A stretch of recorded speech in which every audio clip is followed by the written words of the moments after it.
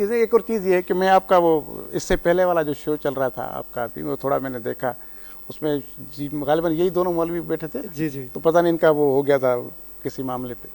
خیر میرے ذہن میں بات آ گئی ویسے کیونکہ میں ویسے جسارت کر رہا ہوں دو عالم دین بیٹھے ہوئے میں بسم اللہ آپ بات کیجئے. وہ یہ کہ وہ یہ ایک سا سوال ہے. میں نے علامہ شہنشاہ نقوی ہو گیا مفتی منیب یا اس طرح کی جب رمضان آتا ہے یا جب محرم آتا ہے ربیع الاول سے ان کے انٹرویوز کرتا ہوں نا تو ان سے میں نے سب سے تمام انٹرویو کرتے بھی یہ کیا ہے ایک سوال ہے وہ بڑا آسان سا ہے ایک نسخہ بھی سمجھ لیں. اچھا وہ یہ کہ چلیں کہ ٹھیک ہے ہمارے پاس فرقے بن گئے الگ الگ چیزیں ہو گئیں تھوڑی رنجشیں ہو گئیں جانشینی کا معاملہ ہو گیا کچھ بھی آپ لے لیں ہمارے رسول اللہ علیہ وسلم کے بعد تک پھر چلتا ہے چلیں بھائی چلتا رہا لیکن اس کے بعد گروپ بنتے گئے نئی چیزیں آتی ہیں فرقہ واحد میں اور ہم آ جاتے ہیں رک کر آ گئے ہم 61 ہجری تک آ جاتے ہیں کربلا میں.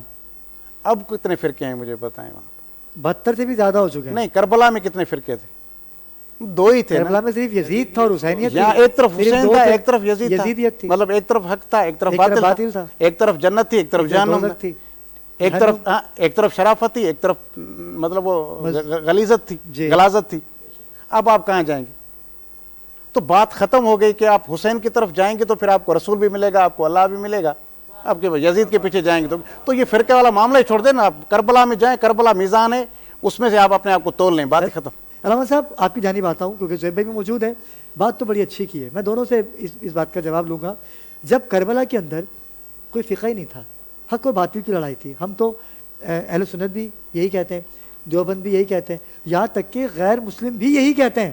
وہ ہندو بہت بڑی ہندو شاعرہ ہوئی ہیں روپ کماری دیوی ان کا زہیب بڑا پیارا شعر ہے نا کہ بھارت میں اگر ہوتے حسین اتارے جاتے اس طرح شہید نہ کی جاتے تو بھگوان سمان ہوتے.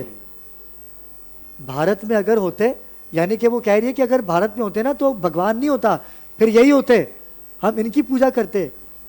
یوں چاند قمرے بنی ہاشم کے دھوکے میں نہ مارے جاتے.